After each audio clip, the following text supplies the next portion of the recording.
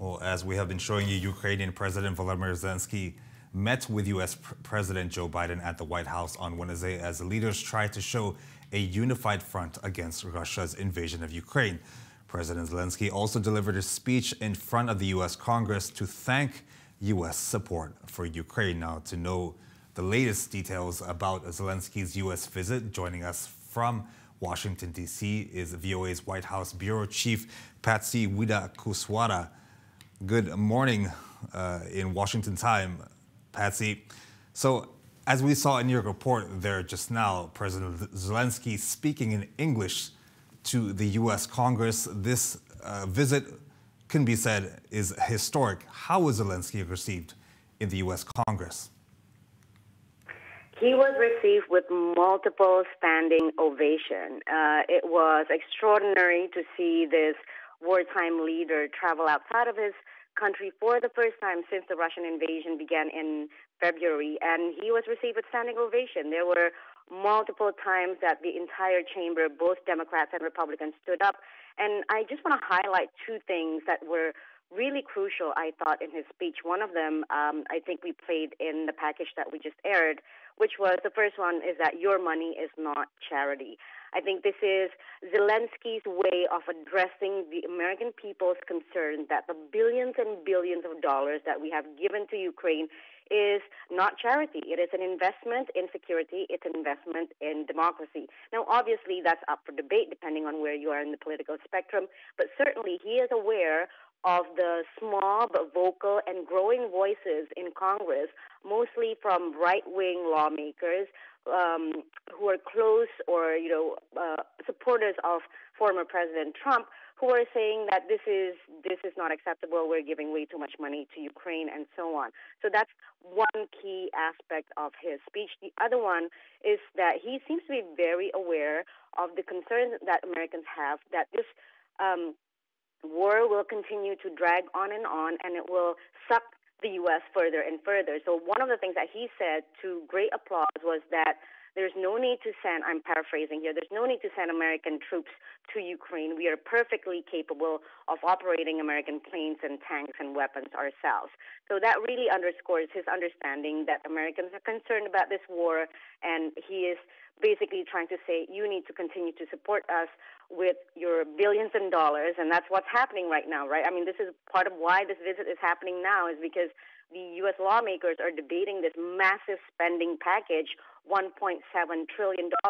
45 billion of those dollars are going into a new Ukraine security and economic assistance, which, if passed, and it is likely to pass by Friday, this will really put the assistance to Ukraine to above $100 billion.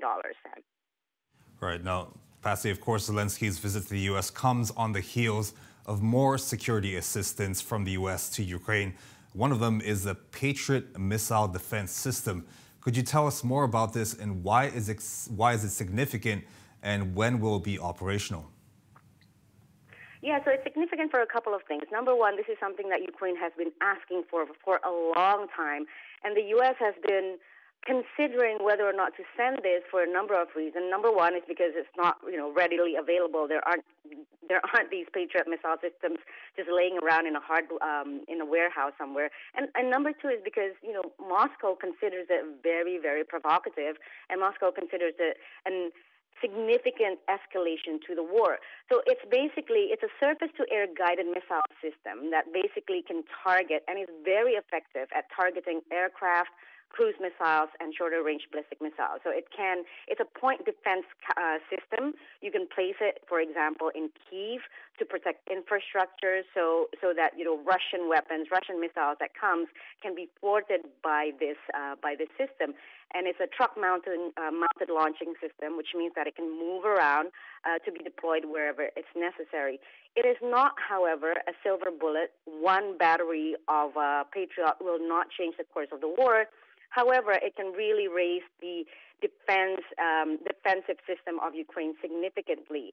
The way it's going to happen is that Americans are going to send this system to a third country, possibly Poland or Germany. The White House and the Department of Defense are not telling us any details about this. and then they will train Ukrainian soldiers to operate the system.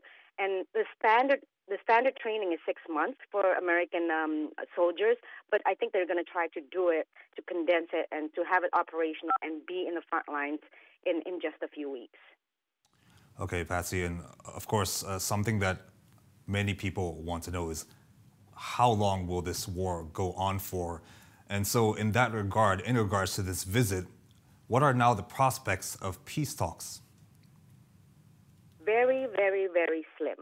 This is something that both the Russians are saying, the Ukrainians are saying, and the Americans are saying. I mean, basically, the Russians are saying that, this visit to the U.S., this Patriot, it's really just a sign that Ukraine is not serious about negotiations.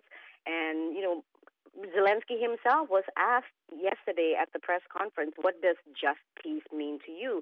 And he explains it very clearly. He said that just peace to him means there are absolutely no compromises in Ukrainian territory, integrity, and freedom, which means that he basically wants all his territory back, like not just the ones that are taken since the invasion, but also Crimea, which was taken in 2014.